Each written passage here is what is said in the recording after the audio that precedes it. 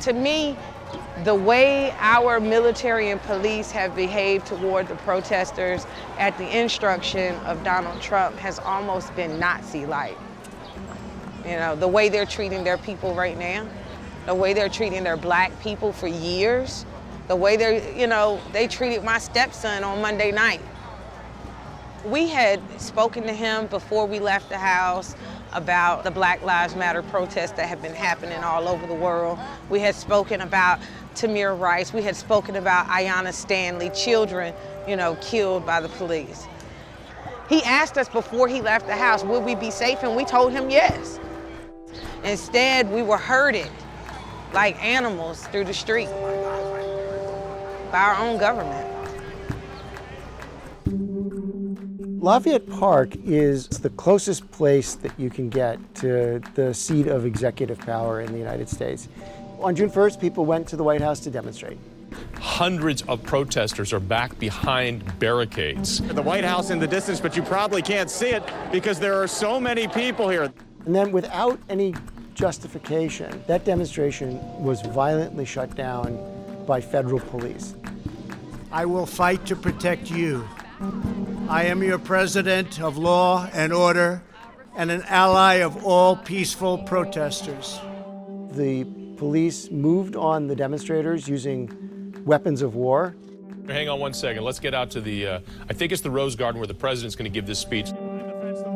We cannot allow the righteous cries and peaceful protesters to be drowned out by an angry mob. Not sure exactly what's going on here. As we've been mentioning, there's a curfew. It does not start yet, however. Now there's just a lot of violence erupting. Ben, back up, back up. And one of the counsel on the case of Black Lives Matter versus Donald J. Trump. The shutting down of this demonstration had as much to do with the fact that it was black people and their allies that were demonstrating as anything else. It had very much to do with the content of the speech and who it was out there that was speaking. We were actually closer towards the front fence up there, when everything started. And my wife and stepson were standing across from me, looking on. I marched when Mike Brown was killed. I marched when Trayvon was killed. And at this point, I'm tired of having to march for the same thing. First of all, you heard the sounds. It was like boom, boom, boom, and then the smoke started filling up the air. All I kept thinking is, I just gotta keep my eyes on my wife and my stepson. He could have been trampled by the people running. He could have fallen and hurt himself. I couldn't tell him, you didn't have a near-death experience. I could not tell him that lie. It was. Like I said, anything could have happened to him because of the actions of Donald Trump. Anything could have happened. That wasn't a clearing, that was a beatdown. Repeatedly hitting me with their billy clubs. They're all in the eyes, top of the head, the neck.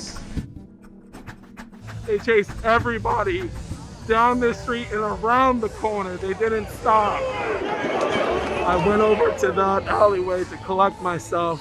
I see them sprinting towards us again, and I hear them yelling, "Get him!"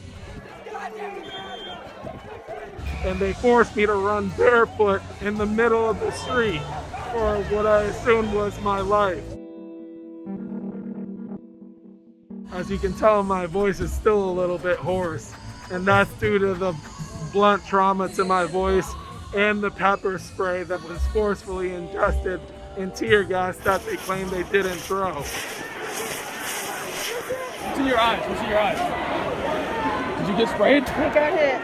Moments ago, the U.S. Park Police put out a statement saying that no tear gas was used during that pushback of protesters. They didn't use tear gas. They moved them out. We know tear gas was used at Lafayette Park because canisters were recovered there by journalists. I'm holding in my hand some of the remnants of the flashbangs and the tear gas canisters that were launched. And so the denials of the United States that it didn't use tear gas are just not credible. Just like we're standing here right now, it's all right. And the cops came right now and started moving us, you would feel some kind of way. I think America would feel some kind of way. So at that moment, I kind of stood my ground to record everything that was going on because I knew that This is gonna be a pivotal point in history. They threw a flashbang once that exploded right by my ankles, but I asked the officer on film, I said, what if that exploded on my leg? And he just threw another one.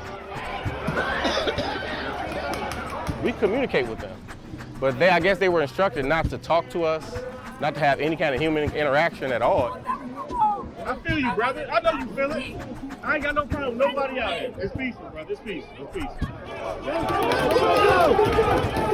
I think if you had 10 officers that said, hey, this is wrong. These guys are standing here peaceful, they're not throwing. They could have turned around and told whoever their person was, they're not throwing anything. And I think these guys just did whatever somebody told them to do, and you got the mess that was caused. And I've been in the military. You don't plan stuff like that within a half hour. You plan stuff like that well in advance. Around 6:10 p.m. Eastern Time, Attorney General William Barr was spotted walking through the park, surveying the scene with a security detail. So the Department of Justice has officially acknowledged that Defendant Barr ordered Lafayette Park cleared minutes before the assault started. Defendant Barr issued this order following a series of statements by Defendant Trump in the days and hours leading up to this attack. You have to dominate. If you don't dominate, you're wasting your time. They're going to run over you. You're going to look like a bunch of jerks. Just a few hours later, he showed him what he meant by that. He wanted to tell people, stop demonstrating or you're going to suffer the violence of policing. And then that's when I saw this guy that I could tell he was hurt bad, tried to get some gauze on it, sat him down like basically right here, and I then realized he had a rubber bullet in his face. And then I turned around and I saw like there were riot officers with batons and shields, and they were just sprinting up onto the porch where I was clearly bent over a very, very injured man. I only really made the connection later that like, oh, Trump was trying to take his photo like at this very spot where I was helping a guy who'd been shot in the face by a rubber bullet. And all that movement was for this, the president taking a stroll to St. John's Church across from the White House. What it demonstrates is that the president is willing to sacrifice the First Amendment for his own ego. We have the greatest country in the world. Thank you very much, everybody. We're going to keep it nice and safe. America is just, it feels like a third world country in a flashy suit. We're not going to take that. We're not going to take it. I'm not going to let another child be endangered by you so you can have a photo op. You know, my stepson, he is still not comfortable coming back out to another protest, and that's not something that we're going to force on him at all. Say her name! Breonna Taylor! Say her name! Breonna Taylor! I told him Saturday that I was going to come out here and that there was going to be a lot of people out here. You know, he knew, and he was really upset by that. And he said, well, if you have to go, just promise me one thing. And I asked him, I said, what? And he said, please don't die. But I'm happy today to see the youth out. I'm happy to see the kids out. I'm happy that things feel safe right now, but I'm still a little on alert just because, but I'm happy to see a lot of black joy on Black Lives Matter Plaza. That's the future right there. That's the future. That's what my faith is.